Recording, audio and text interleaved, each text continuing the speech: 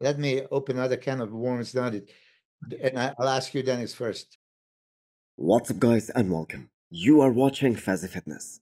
So let's start this video with this subtle warning from Carlos Thomas Jr.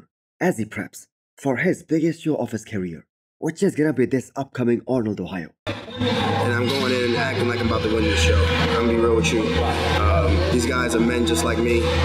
We all work hard. We all pay our dues. And you know what I mean? I'm not gonna act like, roll over and throw my hands in the air as if it's already written, because it's not. Now this is obviously a response to all the predictions that are being made on different podcasts that Carlos is mostly outside of that top 6 in most of the picks by all of these big names in the industry.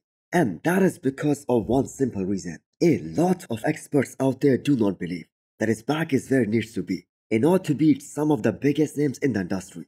But we have to keep in mind, he is coming back to the stage after almost 16 months. So some improvements are definitely gonna be there, and they are of course expected, even if it's in the weak area, which of course is his back. Now it is cool to see Carlos not acting like he's prepping for this upcoming Arnold, just because he wants to be up on that stage. He doesn't want to be just another name up there. He wants to go up against the best of the best in the world. And he made that pretty clear in his recent YouTube video, that he means business. And who knows, if Patrick Tour can get him absolutely shredded and ripped to the bone, get the skin to look super thin, which so far we haven't seen from him. But the thing is, so far Carlos has done only one pro show. But if he's able to do that, the proportions that Carlos has, that might shock a lot of people on the stage and a lot of his fellow competitors. Now I am assuming Patrick has him on very low carbs, because based on his last prep, he isn't a guy who gets shredded easily. But that being said, his strength right now, that is still pretty high. So Carlos earned his pro card a few years ago, and like I just mentioned earlier, he has competed only once, and that was at Texas Pro a couple of years back. But this Carlos that we're gonna see this year, that is gonna be a totally different version of him. And even if he wins Detroit Pro and earns his Olympia spot, he plans on doing some other shows as well, which are happening right after Detroit Pro this year.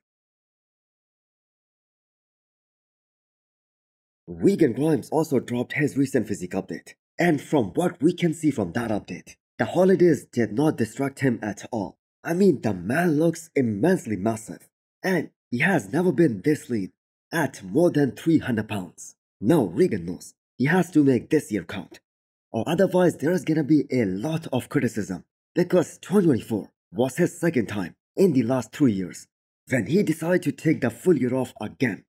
Now speaking in context of guys like Rafael Brandao and Regan Grimes, we have seen a different trend with their growth patterns compared to the likes of Nick Walker or Hunter or Samson, who are some of the thickest guys in the men's open bodybuilding. And surprisingly, all 3 of these guys, they turned pro after Rafael Brandao or Regan Grimes did. So Regan has undoubtedly great genetics in terms of his overall frame, his aesthetics, and the way the man is put up together. But that being said, he isn't very gifted in terms of how fast he can put on new muscle, because the man has been competing as a pro since 2017. And what is the biggest criticism that Regan faces even to this day? That he still isn't big enough to be in that first Olympia call-out. But I believe he is about to change that for 2025, as he preps for one of the most difficult and not to mention the most exciting shows of the year, which of course is the Pittsburgh Pro. So this is gonna be Regan's first prep with his coach, Stefan, and we are really looking forward to the most ripped version of Regan Grimes on the stage. Now from what it looks like, the Pittsburgh Pro is gonna be either Nick or Martin's show, or if Derek Lunsford jumps in there, then it's gonna be a different story. So we are definitely gonna see some of these other guys, like Regan Grimes, on the stage again, let's say at the New York Pro, because Regan obviously plans to step on the Olympia 2025 stage at all cost. Next up, we have a physique update from Michael Daboul, who is making sure that this upcoming Arnold, Ohio, that isn't just Mike versus Wesley showdown. In fact, if we look at the Olympia last year, placing wise, Michael actually did beat Wesley Wazers, which no one predicted. And when you have a guy who has always held the title of being the most shredded guy in the entire classic physique division, or the most shredded guy in the entire bodybuilding industry, It is obviously a big mistake to sleep on that kind of man, on that kind of physique, not to mention the kind of consistency Michael Daboul has. So Michael signed up for this upcoming Arnold right after the Olympia this year, and he said he's coming to win. And that is why the man has been training balls to the walls ever since the Olympia last year. So out of all the guys who made into the top 10 at the Olympia last year, you better believe no one is going to compete more than Michael Daboul this year. He's going for the mighty Pittsburgh Pro and the New York Pro as well. And we expect to see some big names in those shows. So Michael Daboul is the prime example of hard work beating talent, because there are physiques in classic physique which are way more static than him.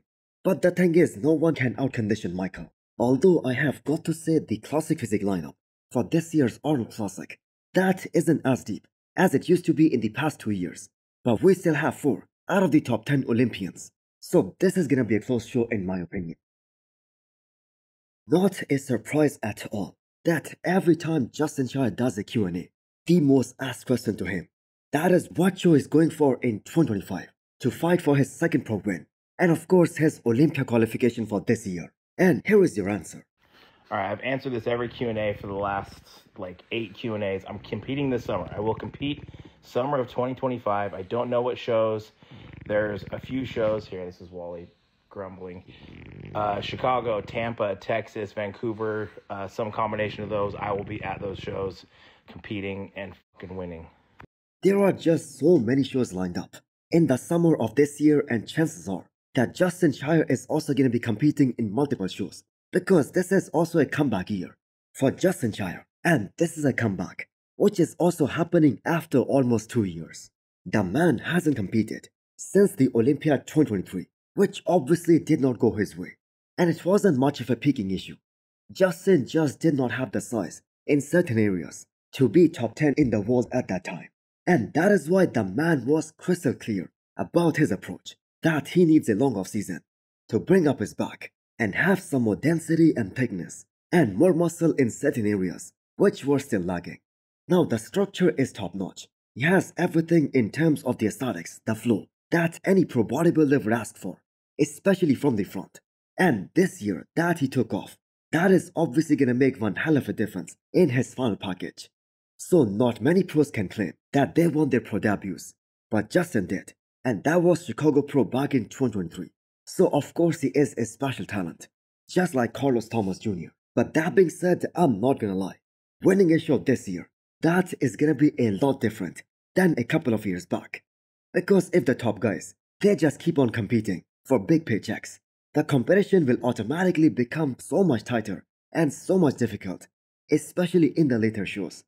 But Justin Shier is also ready for it.